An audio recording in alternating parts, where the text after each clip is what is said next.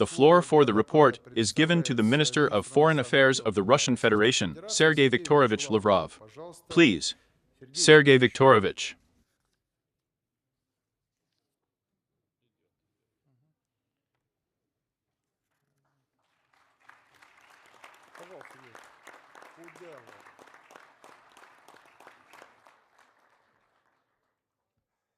Dear Vyacheslav Viktorovich, dear deputies, I am glad to have another opportunity to address you as part of the government hour and would like to emphasize that we value the relations between diplomats and legislators, professional, friendly relations, that allow us to fruitfully exchange views on the issues that the Ministry of Foreign Affairs deals with.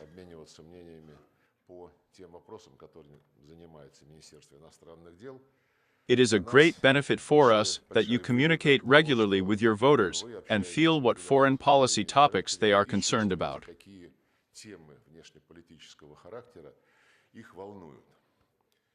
The main task of our diplomatic service has been and remains as enshrined in all versions of the foreign policy concept, including the last one, the March of the 23rd year, promoting the creation of safe, favorable external conditions to ensure the progressive development of our country, its economic and technological sovereignty, improving the well-being and quality of life of Russians. We started discussing all pressing issues with the State Duma deputies on February 6th, when I was invited to a joint meeting of 3 committees, informally in detail. We broke the clock on certain aspects of foreign policy and the international situation. And today, we have a continuation of the conversation in the general full composition of the State Duma, within the framework of the government hour. And I would like to say that we received questions about our activities from many of those present in advance. We are grateful for this and prepared and transmitted a few days ago such a voluminous collection of our answers, in addition to those that will be heard here today directly. I will not talk for a long time about how we act in the international arena. We have tasks set by the President. He has repeatedly stated them in detail, including at the recent big press conference on the results of the year, and in numerous interviews. I will say one thing, that is the main thing for us. The key movement at the current stage of world development remains the movement towards a multipolar world order. This process is historical in scale, and it is connected with objective trends in the appearance on the world map of new centers of power firm among the countries, as we say, the world majority. Many of them are achieving impressive success in various fields, primarily in the economy, in the social sphere, and are pursuing a nationally oriented foreign policy course, taking on they feel more and more responsible for the state of affairs in their regions.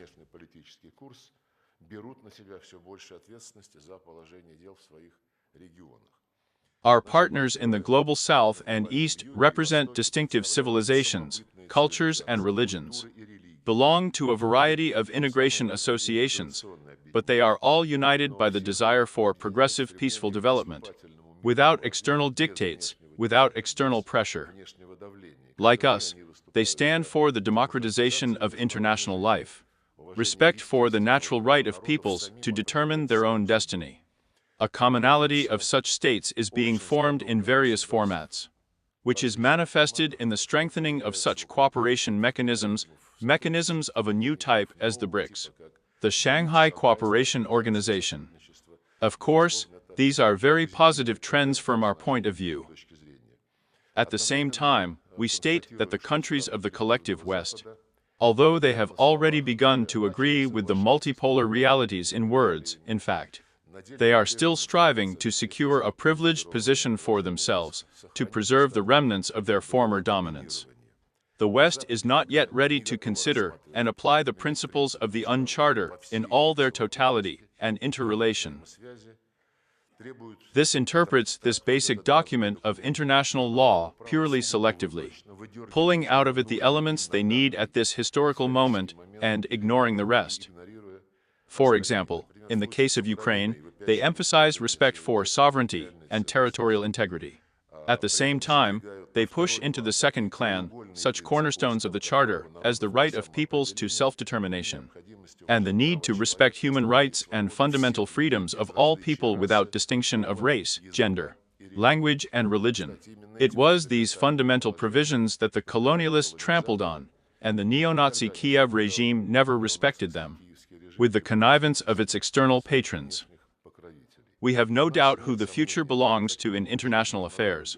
There is an objectively formed rift, where on one side there was a progressive world majority, and on the other, the collective West, which now, as you can see on a daily basis, cannot rally its ranks and cannot abandon these selfish habits, which it has been guided by 4, probably 5 centuries, when it ruled the whole world.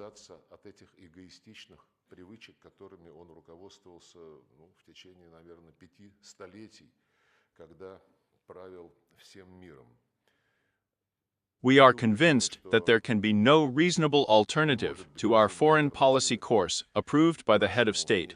It is based on national interests. Russia has always been and remains open to equal, respectful cooperation with all those who are willing to work with us, on the basis of an honest balance of interests, be it in the form of security, politics, economy, culture, contacts between people. We will always be ready to talk mutually respectfully with any country.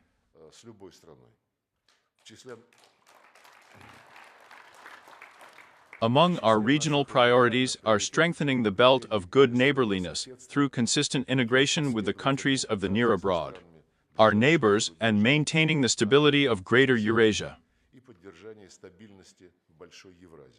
We are solving this task both on the basis of bilateral relations with the relevant states, and within the framework of such structures as the STO, the CIS, the Eurasian Economic Union, the SCO, and other multilateral structures.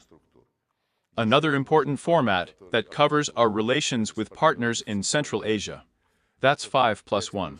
And in the same row, the Caspian 5, which includes Russia, Azerbaijan, Iran, Kazakhstan, Turkmenistan. On the 14th of June last year, the President, speaking at the Foreign Ministry, put forward a strategic initiative to create a Eurasian security architecture to replace the bankrupt Euro-Atlantic model. The Eurasian architecture will be open to all member states of our entire continent, Greater Eurasia, including its European part. This was emphasized in particular. We believe that everyone should have the opportunity to contribute to the well-being of our common single continent, the largest, most populated, and probably the most promising in terms of economic development. There is an African Union in Africa that unites all the countries of Africa. In Latin America, there is a community of Latin American and Caribbean states, also a continental organization.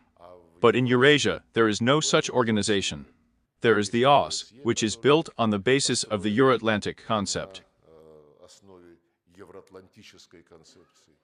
There are numerous sub-regional structures, which I have listed, and there is also ASEAN, the Cooperation Council for the Arab States of the Persian Gulf.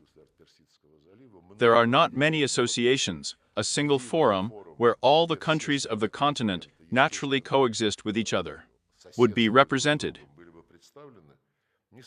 Therefore, we will promote the concept that the President has mentioned. We have already started this work. We are concluding contracts with our neighbors and developing ties with their associations. In this row, I will first mention the Interstate Agreement on Security Guarantees between Russia and Belarus. The Comprehensive Peace Treaty stands in strategic partnership with the Democratic People's Republic of Korea, and in the same vein, our cooperation in military-political multilateral associations. First of all, the Collective Security Treaty Organization, the Shanghai Cooperation Organization. And all constructively minded states of Eurasia will always be glad to see them.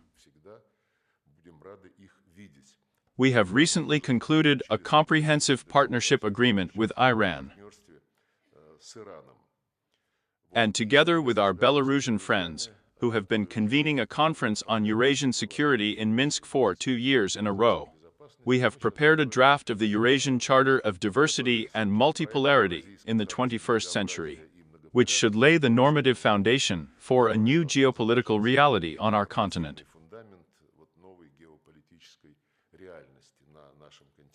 And this document will be presented at the next Third Minsk Conference on Eurosecurity. Among the country directions, I mentioned Belarus. Of course, this is our priority in the context of building a union state, a defensive alliance, strengthening coordination in the international arena, the ascending relations of comprehensive partnership and strategic interaction with China continue to deepen and develop, which, according to our leaders, have been repeatedly confirmed, are at an unprecedented high level, surpassing in their content any classical alliances in previous years.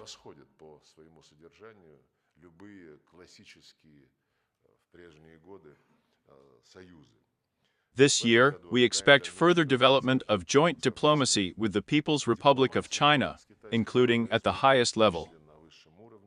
President Xi Jinping will coincide his next visit to Moscow with the celebrations in honor of the victory in the Great Patriotic War on May 9th, and President Putin will visit China in connection with the 80th anniversary of the victory over Japanese militarism and the end of World War II in late August, early September. Relations of a particularly privileged strategic partnership with India are steadily developing. As part of the resumption of the practice of exchanging annual visits at the highest level, the Prime Minister visited Moscow last year at render fashion, and negotiations took place, which resulted in a new package of solutions. And we are now working on their implementation. An intensive political dialogue is maintained with all members of the STO, Eurasec, CIS, Iran, Turkey, Saudi Arabia, and the United Arab Emirates. I can't list them all. We have many permanent partners on all continents, with a number of which relations have already reached the level of strategic partnership.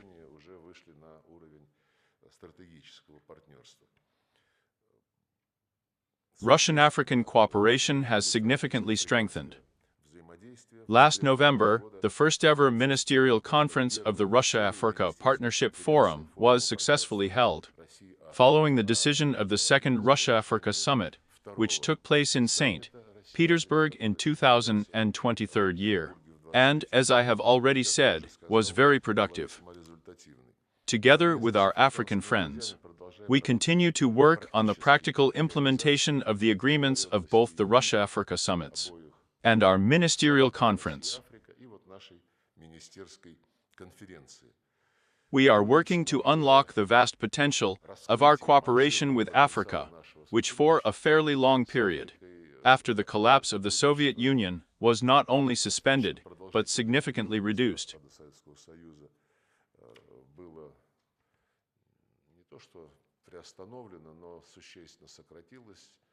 We had other priorities, but now we are going back to appreciating our African friends on merit, just as they evaluate our contribution to liberation from colonial oppression. Therefore, our prospects are very, very good, and we need to use them as actively as possible and without delay. I would like to focus separately on our efforts at the UN. Last year, we launched a strategically important, long-term anti-neocolonial project.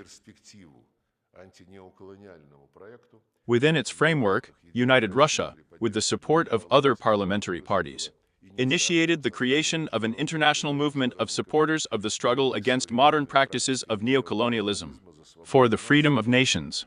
In turn, the Foreign Ministry secured the adoption of a General Assembly resolution last December, 2 months ago, which is called the eradication of colonialism in all its forms and manifestations. But the next step should also be decision-making. We have made such a proposal to declare the 14th of December 1960. This is the date of the adoption of the Declaration on the granting of independence to colonial peoples, to declare this day the International Day Against Colonialism. We used the area of Khan to promote collective approaches to ensuring biological and information security. An important success was the approval of the first-ever international treaty against cybercrime on the initiative of Russia. The relevant convention has been agreed upon and is being opened for signature in Vietnam in July this year. I would like to single out our work within the framework of BRICS, which has become a center for coordinating the interests of the leading countries of the world majority, one of the bearing pillars of the multipolar world order. We chaired the BRICS last year. I believe that the goals that you set in your program when you took up this post have been achieved. 35 states and 6 multilateral organizations, including the UN, took part in the Kazan summit. And during our watch, a very important decision was agreed on the admission of Indonesia, the largest Muslim country, and one of the leaders of the non-aligned movement of the group, to full-fledged BRICS members.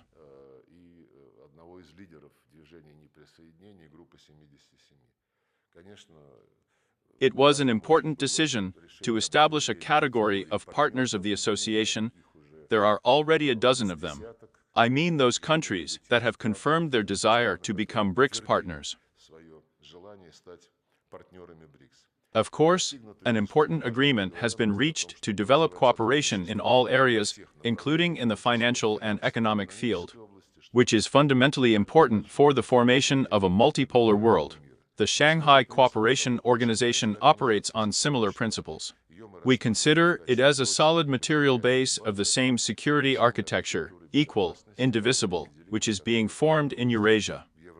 From other multilateral platforms, I note that meetings of foreign ministers in this format will be held literally tomorrow, and the day after tomorrow in Johannesburg, South Africa, in the G20 together with like-minded BRICS members from other states of the Global South. We managed to stop the attempts of the West to Ukrainize the agenda, impose discriminatory decisions in the field of economy, finance, trade, and climate.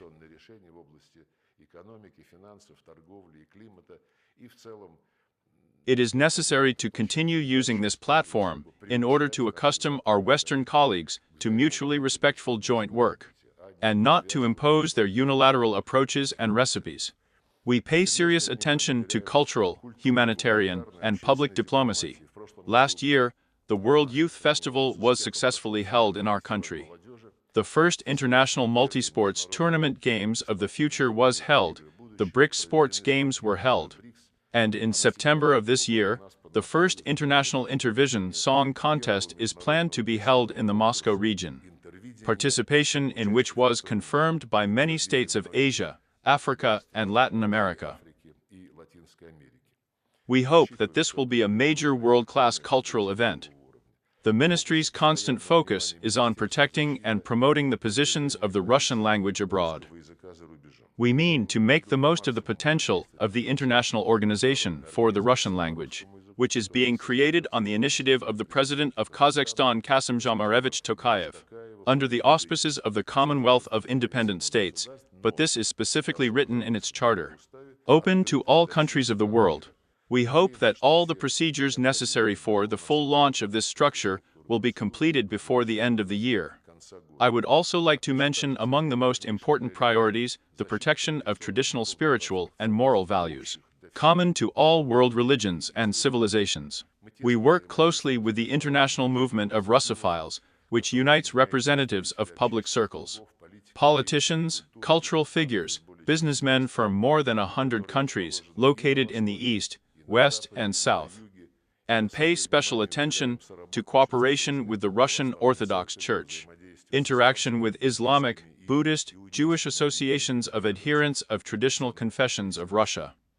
We defend the legitimate rights of our citizens abroad, we provide assistance and support, we emphasize on a constant basis that we do not abandon our own in any situations, We work with organizations of our compatriots who preserve cultural, linguistic, spiritual ties with their historical homeland.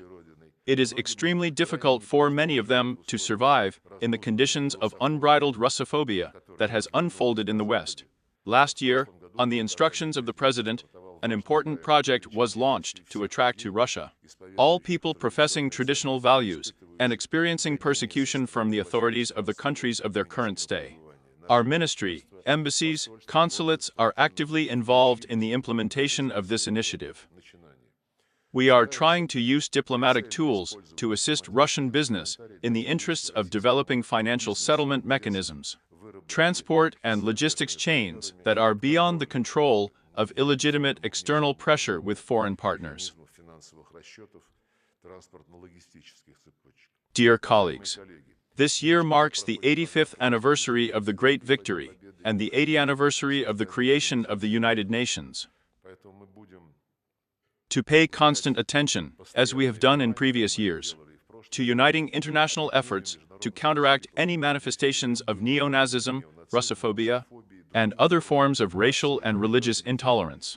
We are concerned about the unbridled growth of such manifestations in the territories controlled by the Kiev regime in the Baltic states, and a number of other EU countries in Canada, where millions of diasporas of Hitler collaborators settled.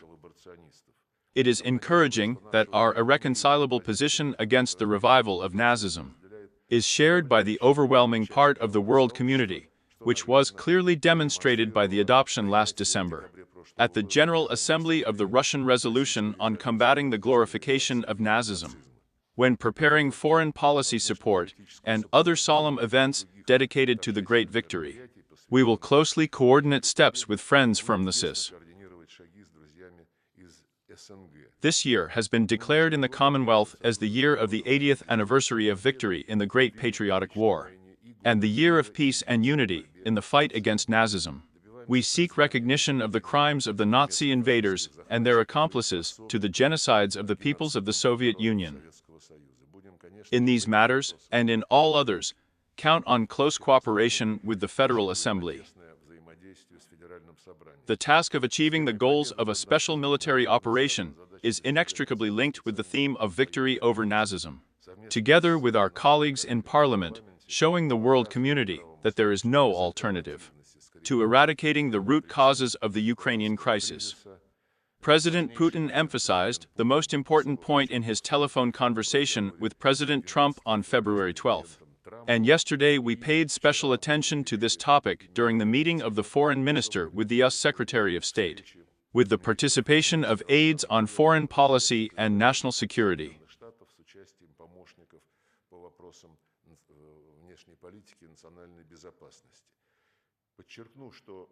Russians, as we explained in great detail yesterday, are talking about eliminating threats to Russia's security that have been created for many years by drawing Ukraine into NATO, and about the need to stop the actions of the Kiev regime in the most severe way to exterminate everything connected with Russia, with Russian culture, the Russian world and language, the media, extermination of the canonical Ukrainian Orthodox Church. The tasks assigned to the Foreign Ministry, the President, are large-scale. We will continue to do everything necessary for their successful implementation, so that the organizational structure of our foreign policy service adapts more actively and faster to modern requirements. We are transferring human resources to the most in-demand hot foreign policy areas, primarily in Africa, and other countries of the world majority have created a new division, a second African department, and are expanding our diplomatic presence in the CIS countries, as I have already said, and in Asia and Latin America. 3 new embassies have already been opened in Africa, and 7 more are planned to be opened over the next 2 years. This work has been put on a systematic basis and will continue consistently. The conclusion approved by the President of the Foreign Policy Line, I want to emphasize this, is of a long-term strategic nature. It is not subject to domestic political conjuncture, does not depend on the whims of our detractors, enjoy as we are convinced. Have been convinced more than once, the broad support of our leading political forces, which are represented in the State Duma. For which we are sincerely grateful, and we feel it through your support, and the support of our citizens. We feel it very well, and appreciate it very much. These are low words, in fact, it gives us extra strength and energy. I would like to thank you once again for your cooperation, for your friendly help, and confirm our readiness to work in this way in the future. Dear colleagues, let's thank Sergei Viktorovich not only for his speech, but also for the fact that despite his busy schedule, yesterday evening he was in Riyadh in Saudi Arabia. I flew away for 6 hours, all night, and in the morning, I was already in the State Duma. This includes respect for the people's deputies, who gathered to discuss foreign policy priorities. We, colleagues, turn to questions from deputies. We have a lot of questions. The Communist Party faction, Novikov Dmitry Georgievich, will prepare for the Nile. Dear Sergei Viktorovich, there is quite a lot of news coming from the Donald Trump team. There are extremely curious ones. Introducing bans in the field of migration. Trump suddenly invites the white population of the South African Republic to the United States, promising the most favorable conditions. By the way, we can recall the preferences of the US authorities for Cuban migrants for decades. Washington sees this as a way to stir up discontent inside Cuba. Isn't it time for Russia to use migration regulation more flexibly to realize our national interests? What is the position of the Foreign Ministry, and your opinion? At the same time, Russian embassies are called upon to have complete information about the processes in the host country. There is the economy, politics, culture, and the same migration. The Kozyrev line led to staff cuts, and even the closure of embassies in a number of countries. What are the prospects for normalization of work abroad? Russia's institutions in the United States, taking into account your visit to Viet? And are there any plans to expand the number of our diplomatic staff in Asia and Africa? Thank you very much. As you know, in October last year, a list of presidential instructions on optimizing procedures related to labor migration from neighboring countries was adopted. The Ministry of Foreign Affairs is one of the co-executors, but the leading role is played by the head departments. Primarily the Ministry of Internal Affairs and its department dealing with migration issues, but we proceed from the fact that any tightening of our approaches to labor migrants from Central Asian countries, primarily Transcaucasia, other former republics, it will not contribute to our long-term interests.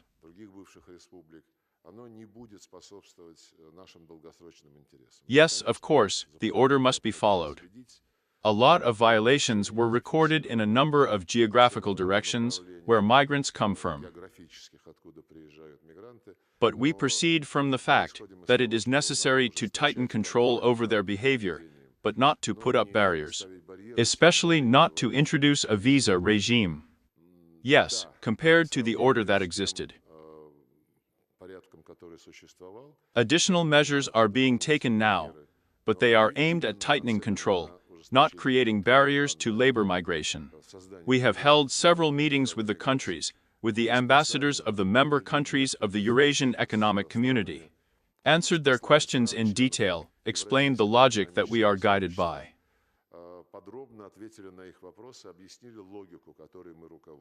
Indeed, the fundamental documents on the establishment of the Eurosec state that citizens of all member states of the Union have equal rights. Come without any invitations, without confirming where you will work, and so on. But, probably, we will have to concretize it now. And the arrival of migrants should be monitored.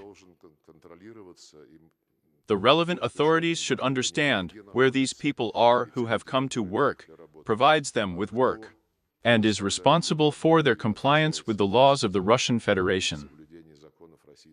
I am convinced that it is possible to do all this without arranging any artificial obstacles in relations with our closest allies.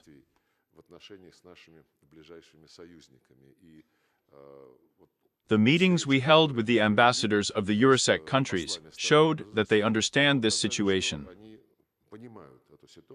Yes, indeed, everyone has laws, but laws evolve according to the requirements of life. About embassies. I have already mentioned that we are opening additional embassies.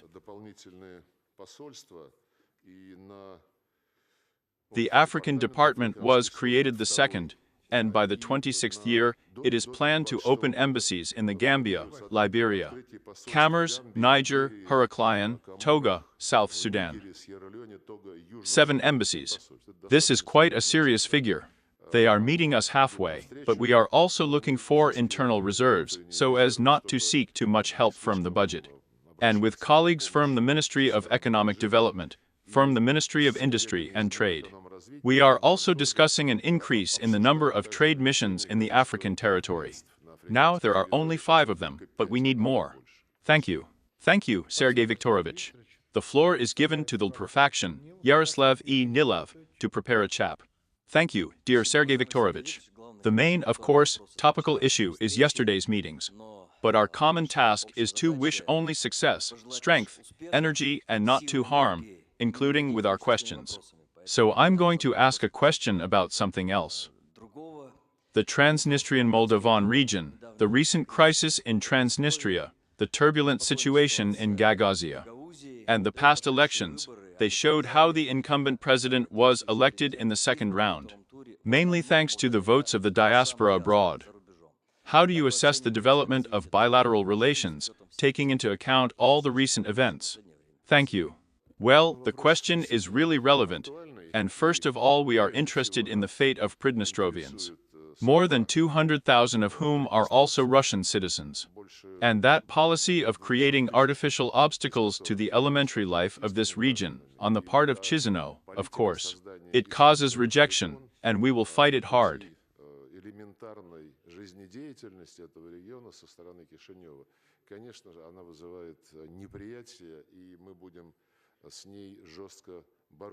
Miss Sandu is a Romanian citizen, and, as you said, the last election story was amazing, when, in my opinion, 200 polling stations were opened in Europe, and in Russia, were the largest labor, and, in general, the diaspora from Moldova.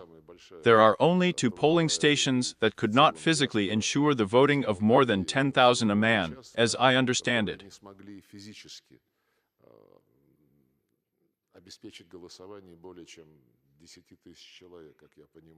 All our requests to provide access for everyone who wants to vote from those who live in Russia, they were rejected.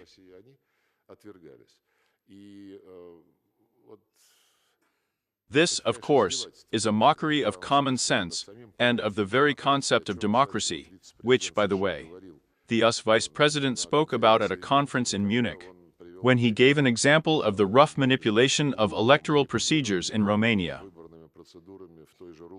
So this practice, it is widely used, and, probably, the Moldovan current leadership is adopting the relevant experience from its Romanian brothers and sisters. But now we are primarily concerned about the supply of electricity to Transnistria. This is being handled by Deputy Prime Minister Novak, the Ministry of Energy. The obstacles were very tough on the part of Chisinau and the European Union. They really did not want Transnistria to be provided with electricity according to a scheme that involves the direct participation of the Russian Federation.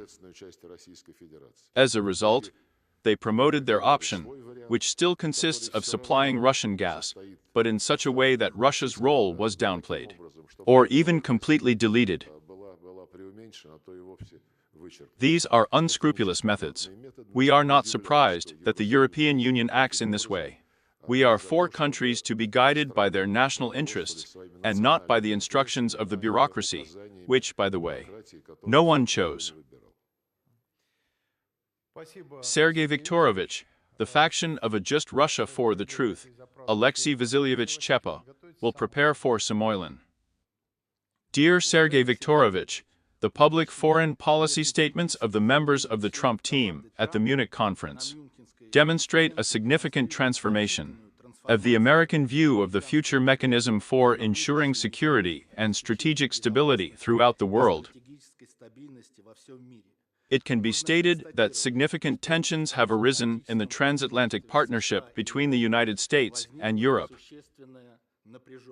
Do you agree that a return to the issue of multilateral Eurasian arms control, conditional START for, as well as guarantees of equal and indivisible security in Europe and in the world, at possible future negotiations with the Americans will help shift the Ukrainian issue conditionally to the background and reduce European influence on their course?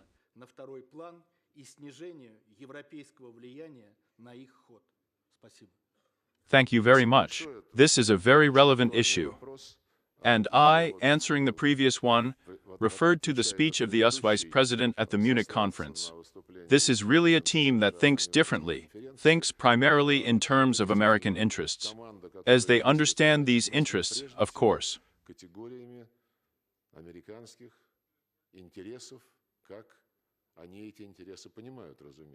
And yesterday this line was confirmed in our talks with Secretary of State Marco Rubio, who, opening the discussion, stressed that the Trump team proceeds from the fact that all international relations in all their aspects should be based on the recognition of the fact that each state has national interests.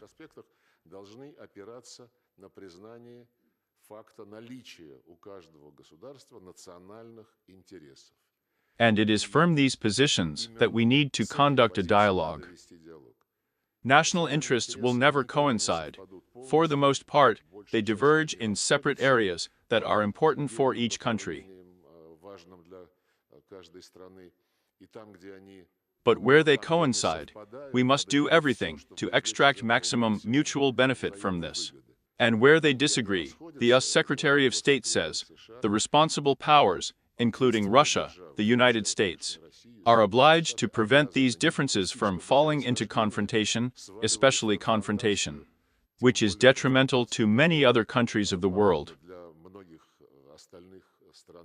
And this principled approach also reflects the separation between the Trump team and the Brussels bureaucracy.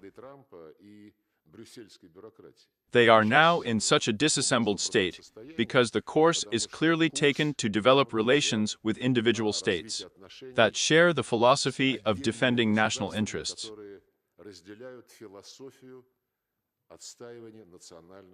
I think this is a very useful trend. As for the negotiations on security and strategic stability, we hope that the conditions for this will be created.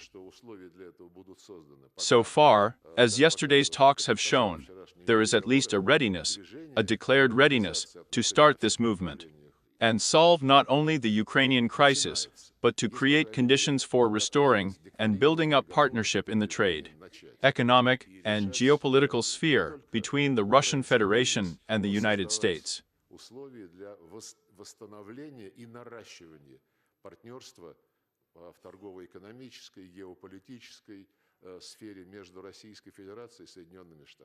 But for now, we need to unravel the legacy of the Biden administration, which did everything to destroy even the first signs of the foundation of a long-term partnership between our countries.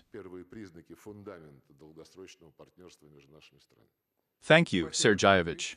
Colleagues, I think that you will agree with the Minister's assessments of all key international events, and, Sergeyevich, it is good that, despite the difference in programs and ideology, all political factions of the State Duma agree and support the course that the Ministry of Foreign Affairs is implementing.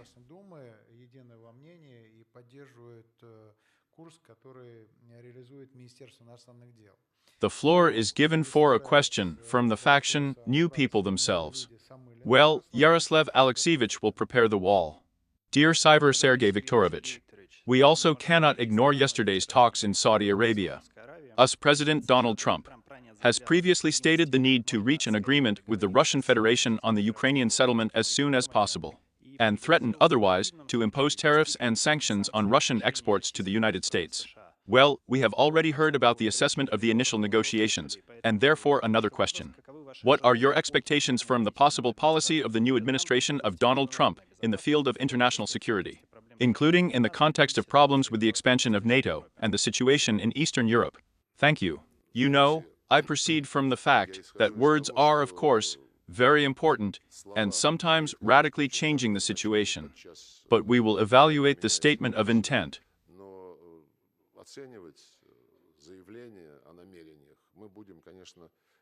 Compare the application with specific cases. President Trump, if we talk about statements, you mentioned the expansion of NATO. And so far, in my opinion, he is the only Western leader who has publicly and loudly said that one of the root causes of the Ukrainian situation was the impudent line of the previous administration to draw Ukraine into NATO. None of the Western leaders has ever uttered such a thing, but he has carried out this idea several times. This is already a signal that he understands our position. When President Putin, in a telephone conversation with him, once again emphasized that what is important to us is not a truce that will allow Ukraine to be rearmed once again and set against our country again, but a long-term sustainable peace based on the elimination of the root causes of the conflict, the NATO aspect, and the aspect of the extermination of all Russians in violation of Ukraine's obligations under the UN Charter and numerous conventions. I proceed from the fact that, as we talked with Marco Rubio and Mike Waltz, the National Security Advisor, yesterday, we were together with Yuri Ushakov. They are interested in removing artificial obstacles to potentially very promising mutually beneficial projects, primarily in the economy, but they are also interested in resuming dialogue on foreign policy, on international situation, conflicts.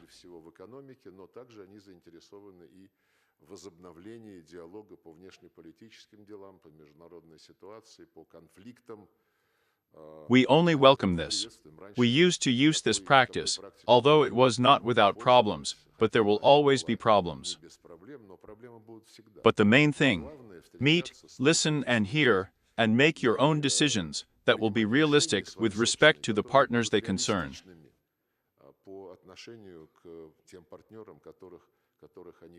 So we started moving away from the edge of the abyss, where the Biden administration led us, our relations. But these are only the first steps. The atmosphere is positive, the intentions are correct. We will see how the situation develops further, what steps will be taken. The United Russia faction, 10 Sergei Yuryevich, prepare for Karatanov. Dear Sergei Viktorovich, in your opinion, what are the most significant actions and events related to the anniversary of the Great Victory and the 80th anniversary of the end of World War II that the Ministry of Foreign Affairs and the Growth of Cooperation Abroad are planning to hold this year? You have already mentioned this in a little more detail. And I also want to inform you that with colleagues from the Ministry of Foreign Affairs, we have jointly begun preparations for the International Expedition Memory is Stronger Than Time, dedicated to the defeat of the Kwantung Army and the 80th anniversary of the Victory Parade, in September 1945th year in Harbin of the People's Republic of China, in order to perpetuate the common history of the two peoples within the framework of the expedition. It is planned to hold an event to install in Harbin a memorial plaque of a commemorative high relief, dedicated to the Victory Parade in September of the 45th year. We ask you, dear Sergei Viktorovich, to support this initiative and provide diplomatic assistance from the Foreign Ministry in its implementation. Yes, we pay special attention to the 80th anniversary of the victory, not only because it is a sacred date for us, a sacred victory of our fathers, grandfathers, the feet of our mothers, grandmothers. This is one of the most pressing issues of modern international politics. As I mentioned, they are trying to revive Nazism, neo-Nazism. But here we will use our opportunities in close cooperation with United Russia, which initiated this international movement, with other factions.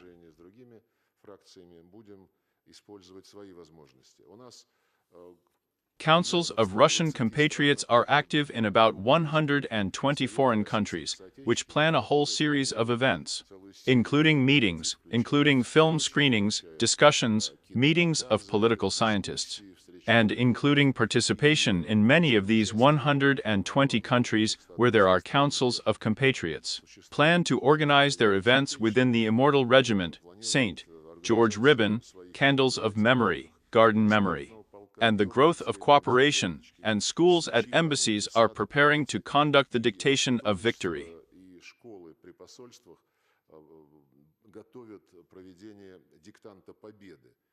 There are already reasons to believe that there will be many willing people. All embassies and consulates deal with issues of careful attitude to memorials, to burials abroad.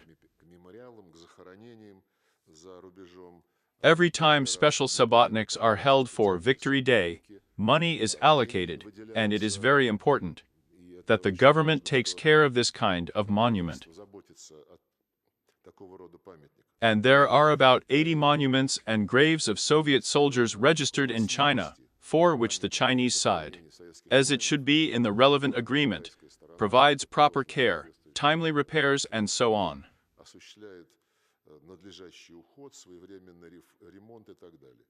I know that in August-September of this year, a combat brotherhood is planned through the All-Russian Organization of Veterans.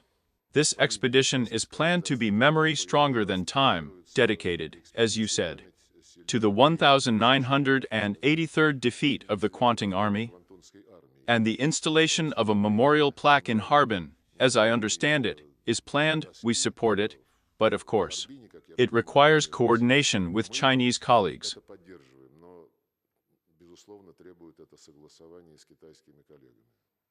We are ready to support. Please, the Communist Party faction, Karatanov Nikolai Mikhailovich, prepare Novichkov.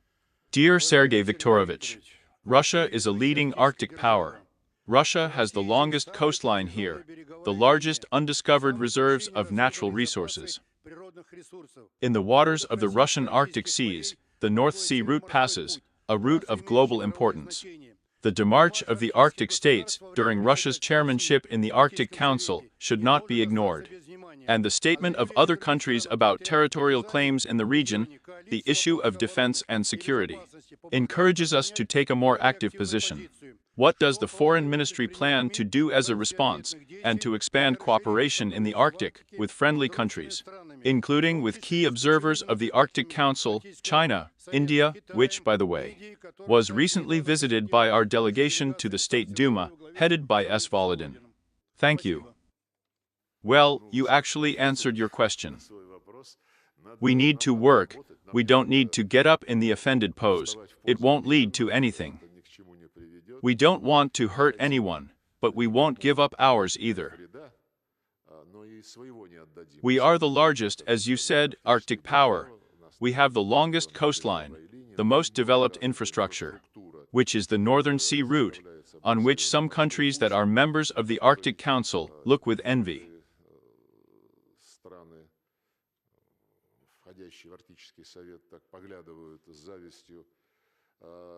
This is a fact that gives us very strong reasons to promote our position. The President, the government pays great attention to the further development of the Arctic zone, doing everything so that people live there comfortably and do not need anything. And this is a strategic resource of our country. As for the Arctic Council, no one expelled us from there. It is impossible to do this. Yes, indeed, when we were chairman, the other 7 countries coordinated their positions, especially since there is no need to coordinate under the Biden administration. It was said, and everyone obeyed. Yes, some ministerial level was not involved, but some technical, expert groups gathered, as they are actually gathering now, and work as part of 8 states.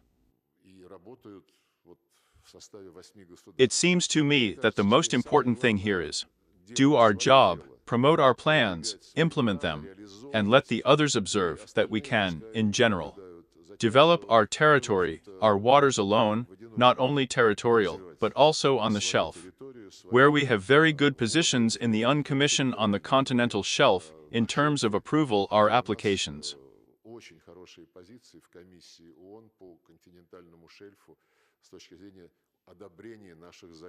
The position is very strong, and this is helped by the existence of agreements that regulate our territorial relations with almost all of our neighbors.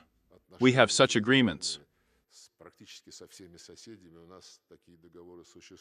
So we have to do our job.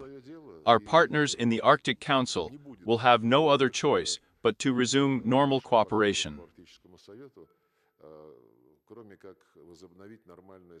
Meanwhile, China and India are interested in promoting the development of the Northern Sea route, recognize our leading role in the Arctic, and we will continue cooperation with these countries without fail.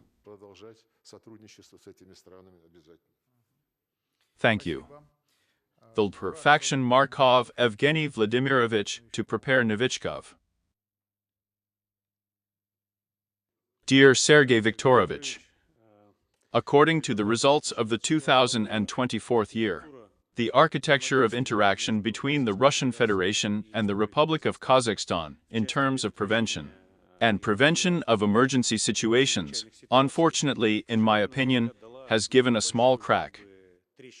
The regions that border Kazakhstan today experienced severe floods last year, and in our opinion, this was due, among other things, to the shortcomings of this interaction at the country level, at the government level. Unfortunately, even the governors of these regions are not involved in the relevant commission. Tell me, please, to what extent the format of our interaction can be adjusted, while including the governors in this work.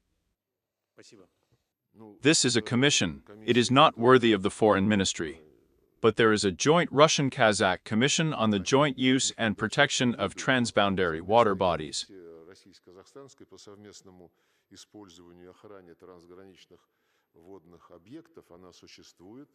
Moreover, if I remember correctly, it was going to hold a regular meeting in Volgograd on November 7th last year. And following the results of this meeting, a joint working group on interaction in the passage of floods and floods was formed on the topic of your question.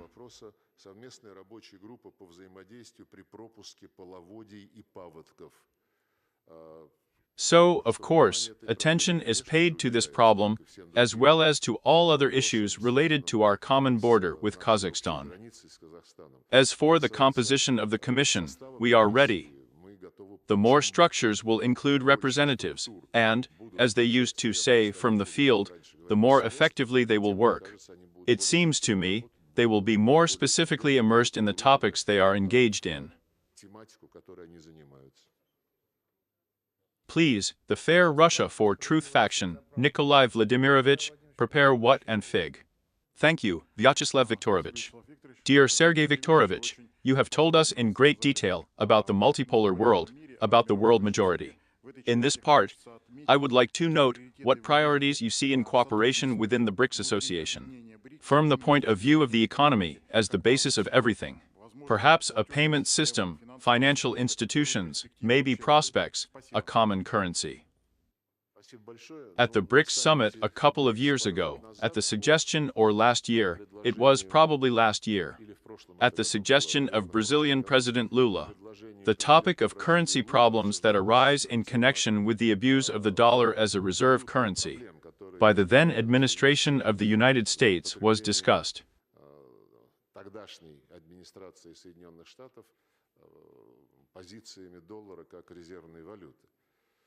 By the way, President Trump recently spoke out on this topic, saying that it was a gross mistake of the previous administration, because it shook the dollar's position and forces more and more countries, even those that use the dollar, to prepare alternative payment options for themselves just in case.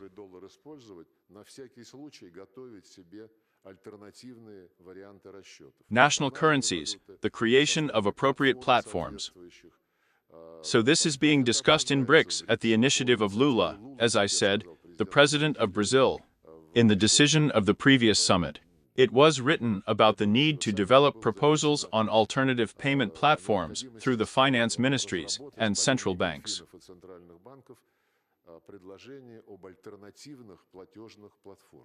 Such proposals have been made. They involve, in particular, the creation of a so-called cross-border payment initiative, the creation of a reinsurance company, and the settlement and depository infrastructure of BRICS Clear. First of all, these are initiatives in which the Russian side actively participates, and they will certainly increase the BRICS resilience to various external shocks. And there are a lot of people who want to slow down the development of this potentially very powerful association. But if they act within the framework of fair competition, it will probably be right. If there are sanctions, tariffs, excommunications from the banking systems that the West controls, then this will no longer be a competitive struggle, but a violation of all the norms of the World Trade Organization. So, indeed, the situation is fluid, but the trend is towards providing reliable payment and business systems for all occasions.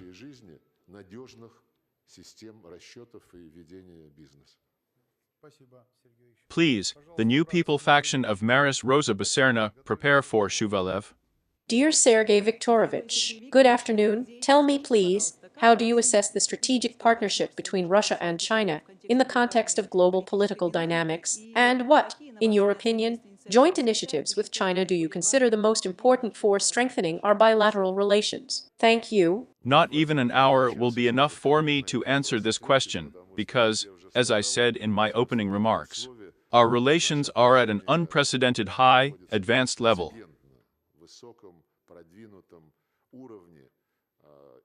In essence, in terms of their content, of course, they far surpass the concept of the Union as it existed in the Cold War. In the period after the Cold War, relations of an absolutely new type, equal, mutually beneficial. And relations, of course, are determined by a trusting, regular friendly dialogue at the highest level, during which the basic conditions for the further development of partnership are determined primarily in the economic, trade, investment, transport, logistics spheres.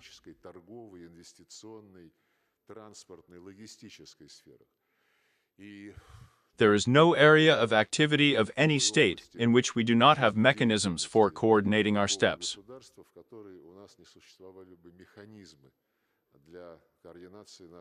Suffice it to say that every year the heads of government meet, and on the eve of the annual meeting of the premiers, 5 meetings of special commissions are held, each of which is headed by 2 deputy prime ministers. So this shows how much of the agenda is our interaction with the People's Republic of China, cross-border cooperation.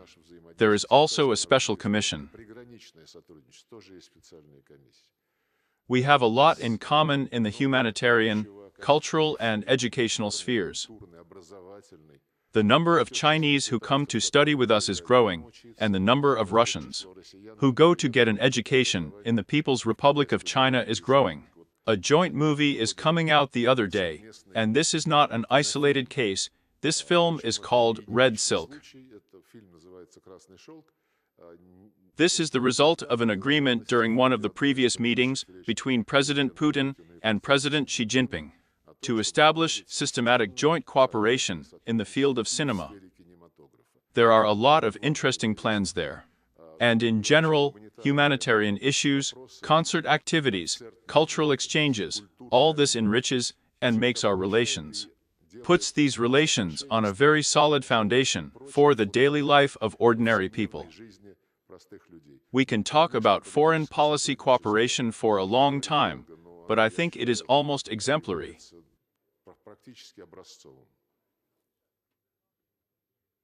Please, Vadim Nikolaevich Shuvalev, the United Russia faction, prepare Taiseva. Dear Sergei Viktorovich, cooperation between Russia, formerly the USSR, and the Syrian Arab Republic has been going on for more than 80 years. What are the prospects for further relations between the Russian Federation and Syria in the light of the recent telephone conversation?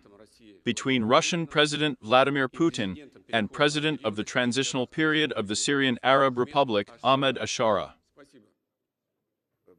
A telephone conversation between President Putin and the head of the current Shire administration in Damascus. It was preceded by a trip of an interdepartmental delegation headed by Deputy Minister of Foreign Affairs, Special Representative of the President for the Middle East of Africa, Mikhail Bogdanov. The trip took place a few days, in my opinion, before the phone conversation. I think its results are very positive. They were adopted by Mr. Shira with the participation of the Minister of Foreign Affairs, with the participation of a number of other ministers. In general, and publicly too, the current Syrian leaders confirm the need to respect the historical and strategic nature of our relations. And it is clear that one of the central topics for them now is to prevent a repeat of the Libyan scenario, when as a result of the aggression of NATO countries, the country lost its statehood, turned out to be split, and cannot put itself together in any way. It will be 15 years soon. There are also such threats in Syria, and the people who came to power understand this. And factors such as intraclan struggle, including in the Tahrir movement, it is not homogeneous, different factions exist.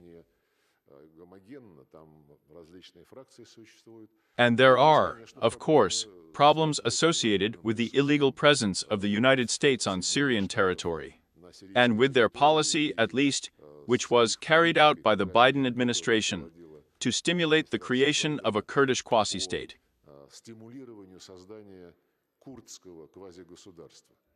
But we stand firmly for the sovereignty and territorial integrity of the Syrian Arab Republic. We have scheduled regular high-level contacts with our Syrian colleagues for the next few days and next week. We'll tell you later. Dear colleagues, I want to emphasize once again that after the questions and the minister's final speech, the head of the faction will meet with Sergei Viktorovich Lavrov, where we will discuss a wide range of issues, but in a closed format. And then the deputies of the faction will inform the deputies and, accordingly, bring the position of the Minister of the Ministry of Foreign Affairs as a whole to each deputy. Therefore, you have the opportunity to pass on issues that require a different format of consideration to your faction leaders, even before the meeting. And now the floor is given to the Communist Party faction, to Taisev Kazbek Kutsukovich. Please. Dear Sergei Viktorovich, the 3+3 platform implies cooperation between Russia, Turkey, Iran, Azerbaijan, Armenia and Georgia in order to ensure peace and stability in the South Caucasus. At our last meeting, you stressed the prospects of this format. The changes in Georgia's foreign policy, which are taking place due to the position of the current Georgian authorities. Political parties such as Solidarity for Peace, the Communist Party of Georgia, gives reason to hope that in the future the 3+3 format will work fully with the participation of Georgia. Dear Sergei Viktorovich, at the parliamentary level, we have established good contacts with all state participants of the platform. How do you assess the idea of creating an interparliamentary commission within the framework of the 3+3 format to create additional mechanisms for cooperation through parliamentary diplomacy? Thank you. I completely agree with you. In terms of development prospects, 3+3. Indeed, the initiative was jointly put forward by the presidents of Azerbaijan and Turkey and supported by President Putin. And in the 21st year it was.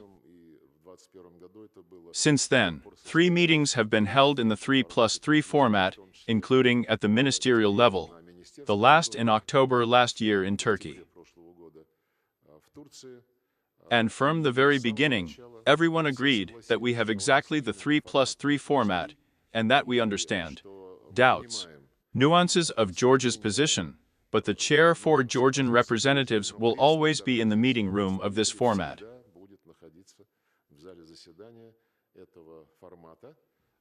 And this was confirmed at the last meeting of ministers with Turkey, as I said. And there it was decided to make such a more or less structured organization out of this consulting platform.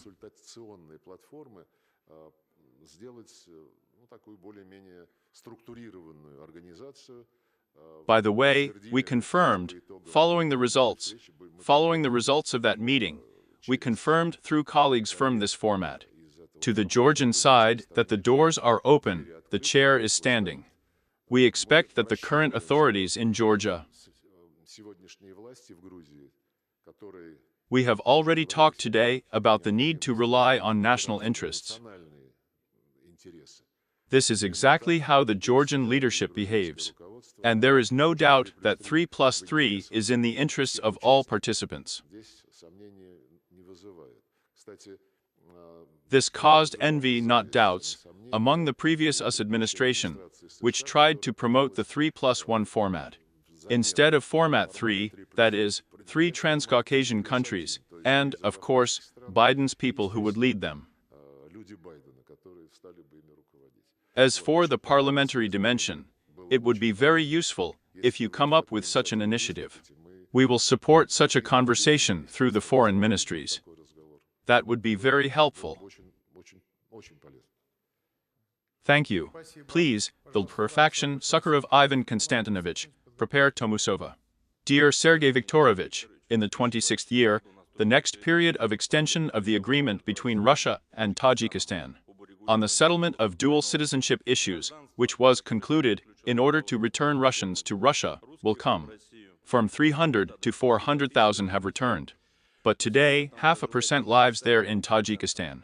According to the agreement, new Russian citizens receive certain preferences, social security, education, and others. Like the Russians who left for Tajikistan, how many of them, I said above. However, taking into account the SVO, the main issue is the provision of the military service and mobilization agreement, which allows avoiding service in the armed forces of the Russian Federation, which is unfair, in our opinion. Well, in this regard, the question is, what is the future fate of the contract? And how relevant is the prolongation of this contract in modern conditions? Thank you. The treaty was concluded back in 1996 year at the end of the bloody internal conflict in Tajikistan.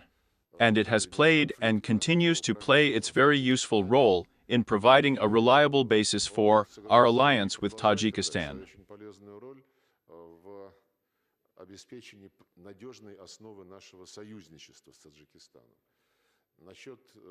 Exemption from military service, as I understand it, is done on the basis of reciprocity. No matter how few Russian citizens you mentioned in Tajikistan, they enjoy the same conditions as Tajik citizens in the Russian Federation. To be honest, I cannot express a clear position, but the agreement is in effect, it is useful, it is equal, and it meets the interests of the citizens of Tajikistan, of course, since there are many more of them here. But the interests of those Russians who live in Tajikistan, and in general, every citizen is dear to us.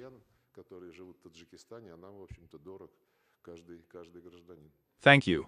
Please, the Fair Russia for Truth faction, Tomas Fedo Semenovich, prepare Starbayeva. Thank you. Dear Sergei Viktorovich, let's move everything from the west to the east, to the Far East. The regions and municipalities of the Far Eastern Federal District actively cooperate with the municipalities and regions of the countries of Southeast Asia. All issues, well, maybe, with the exception of some financial ones, are promptly resolved by the Ministry of Foreign Affairs. And for that they thank you. Question: how do you assess the prospects for the development of the entire range of areas, including interparliamentary and inter-party cooperation, including in the context of a special military operation, and in the context of strategic cooperation between the Democratic People's Republic of Korea and the Russian Federation? Well, you started with Southeast Asia, the DPRK. This is Northeast Asia, but for us the whole of Asia is a road, and indeed, as far as the southeastern part of the continent is concerned, we have an extensive system of relations with the Asian countries, and annual meetings at the level of foreign ministers. and participation in events held by Asian partners at the level of foreign ministers, heads of the Ministry of Defense. The Forum on the Architecture of Regional Security, but the Asian region, it does not have a continent-wide coverage. And we see prospects for moving towards the goal I mentioned earlier, in combining the efforts of existing sub-regional structures in the region and OSCE. Of course, the situation in Northeast Asia, on the Korean Peninsula, is no less important for us, because it is very close to our borders.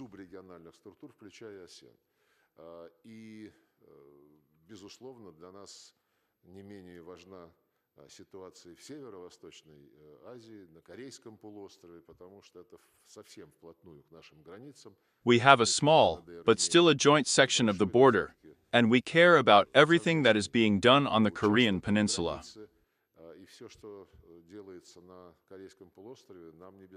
For eliminating any risks, a strategic comprehensive partnership agreement was signed with the Democratic People's Republic of Korea during President Putin's historic visit last summer. If you read it carefully, it, in fact, covers all areas: the economy, the humanitarian sphere, education, culture, but also military cooperation and military technical cooperation, and it contains a very important article that states that in the event of an attack, in the event of aggression against one of the parties to this treaty, on the part of third countries, the second party will provide all necessary assistance, which also involves the use of military methods.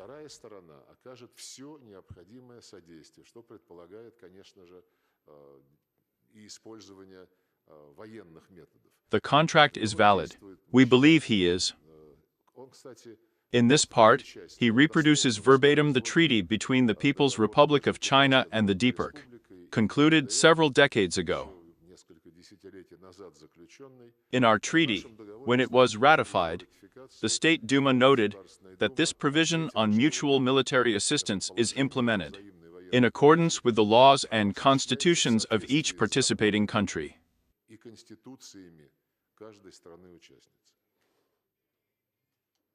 Please, the New People faction, Tarbayev Sangazi Andreevich, prepare for the final election question. Dear Sergei Viktorovich, at the last Pravchasti, asked a question about the creation of the BRICS tourism organization on the basis of BRICS. Then you positively assessed this initiative. Today, in the topic proposal, I want to ask you about the following. Last year, within the framework of the BRICS year, such events as the Games of the Future, the World Youth Festival were held, and an intervision is planned for next year. What do you think about holding these events annually? Then BRICS Tourism could act as the main organization in the field of organizing tourist flows of these events. And after that, one more question. Today, we see a fairly steady demand in the BRICS countries for such a type of tourism as medical. Our medical institutions are ready to meet this demand, both in terms of price and quality. What do you think about the expediency of the appearance of a medical visa in Russia? Would it significantly increase the incoming flow of foreign tourists to the Russian Federation and affect the image of Russia abroad, as well as help to increase competitiveness in this part with the leaders of medical tourism, such as Israel, Germany, and South Korea? We are only in favor of tourism as a new dimension in the BRICS activities. The more contacts there are between people, the stronger the foundation of relationships. And you mentioned a number of cultural events that really attracted a huge number of participants, far beyond the BRICS countries as such.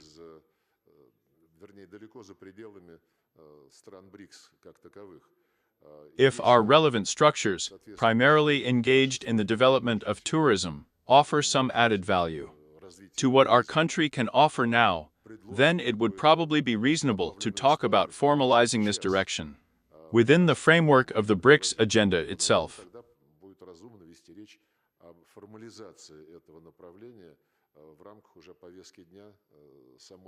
Now, the number of tourists from the BRICS countries and from other countries who visit Russia is growing quite steadily and rapidly.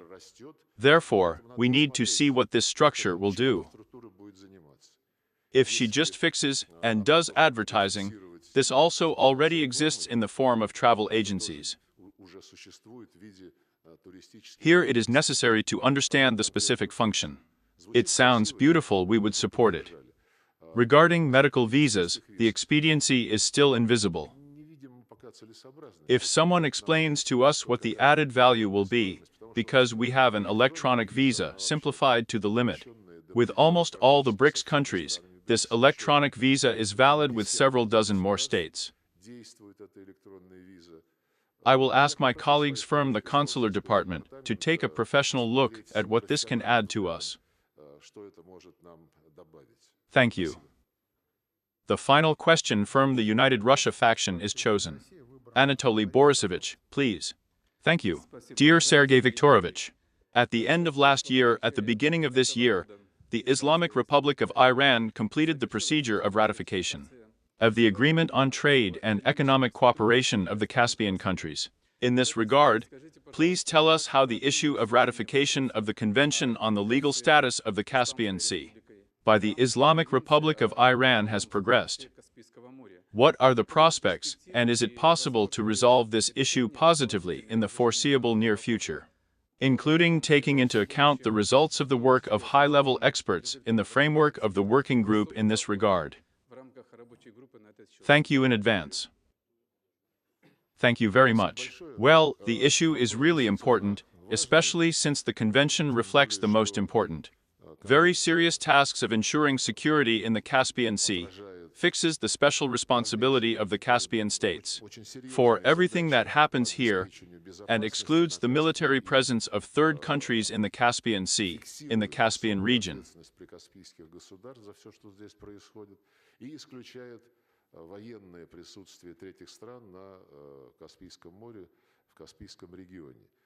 Four out of 5 countries have already ratified it. Iran, as you said, has not done this yet. When we were finalizing the convention, I remember this series of meetings very well. The issues of this convention, as they are written there, and the issues of the division of the Caspian Sea, territorial waters and adjacent zones between the participating countries were linked.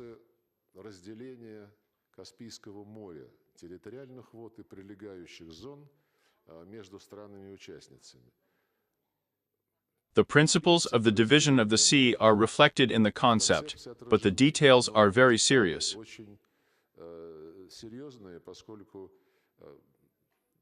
In general, it depends on the shape of the coastline of each country.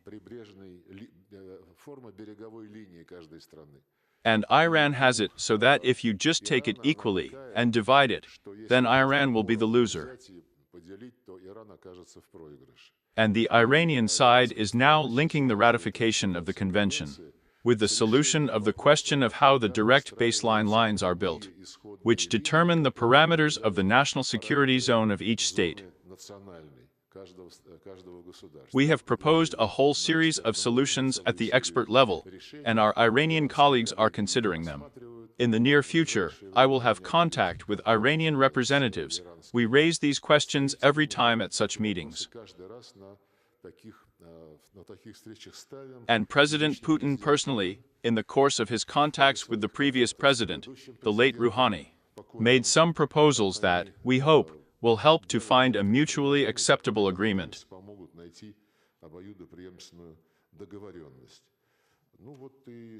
Yes, and we have more. We created the Russian Interdepartmental Commission on Caspian Cooperation under my chairmanship in 2023 year. There, too, we are developing initiatives that should help our Iranian friends complete the ratification process. Dear colleagues, questions have been asked. As I have already said, now there is a meeting of the minister with the leaders of the faction in a closed format. Sergei Viktorovich has the opportunity to answer the topics that were voiced during the speeches of the heads of the relevant committees. As part of the final speech. Well, let's thank Sergei Viktorovich. Sergeyevich, thank you very much.